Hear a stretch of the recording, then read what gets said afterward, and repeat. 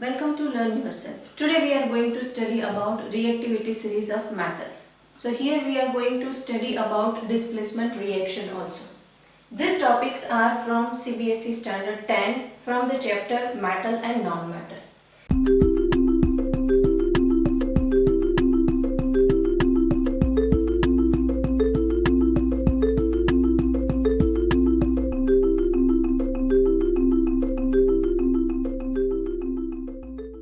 So this what I have noted down here is a reactivity series of a metal. So the topmost metal, that is potassium, is the most reactive of all, and here this gold is the least reactive metal of all. So here gold and silver, they are least reactive metal of all the metals. Why? Because they are noble metal, and that's why it is safe to wear their jewelry, because they will not react with water as well as air.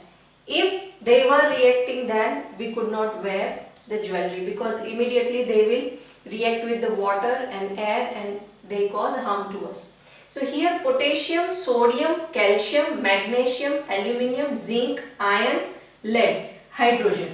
Even though hydrogen is a gaseous element, we have noted down here because hydrogen is an important element which is reactive, and they are equally reactive to metal and they will react with metal. So that's why we have noted down hydrogen here. Then copper, then Hg is a mercury, then silver and gold. As we are coming from top to bottom, the reactivity of a metal will decrease. That means if sodium is there, then sodium is reactive compared to the next metal, that is calcium. So same for calcium and magnesium, that calcium is reactive compared to magnesium, magnesium is reactive compared to aluminium. We can also say that sodium is reactive compared to all the metal which are noted down from the sodium, and potassium is the most reactive compared to all the metal. Now what will happen, whenever in the reaction the more reactive metal will be there, then it will displace the least reactive or less reactive metal from the solution or from the reaction. Here two examples are there. Here I have taken a solution of copper sulfate. Solution of copper sulfate is there, and I have hanged one iron nail here. So when a reaction will taking place in between iron and copper sulfate, now if iron is reactive compared to copper, then it will displace copper from the solution, and if iron is not reactive compared to copper, then it will not displace copper from the solution. Now we will check here, where is a iron and where is a copper. This is a iron and this is a copper. Fe or iron is reactive compared to copper, so it will displace copper from the copper sulfate solution. So here the copper will be alone and the solution will become FeSO4. This will happen when one more reactive metal will be there and one less reactive metal will be there. More reactive metal will take a place of less reactive metal.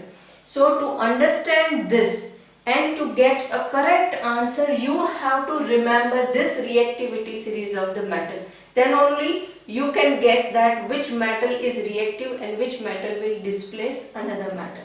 Now coming towards our next example. Here copper is there and the solution is FeSO4.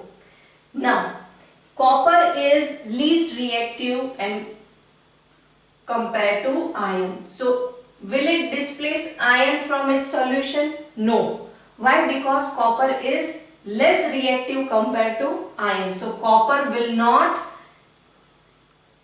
replace FeSO4, Fe from FeSO4. So this reaction won't be possible and this reaction won't be possible, and here this will remain as it is. There won't be any reaction in between these two.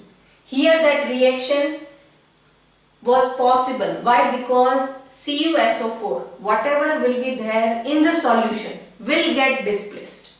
That you have to remember. In the solution, if weaker metal or least reactive metal will be there, then only it will get displaced. This is a solid form of metal, so it will not get displaced. You can displace from the solution because they will be in a solution. So this metal form can displace it. But here it is in the solid form, so this cannot displace it. Again, whatever metal are reactive, they are the topmost metal. As you are going down, the reactivity of the metal will decrease. So potassium is the most reactive metal, whereas gold is the least reactive metal of all the metal.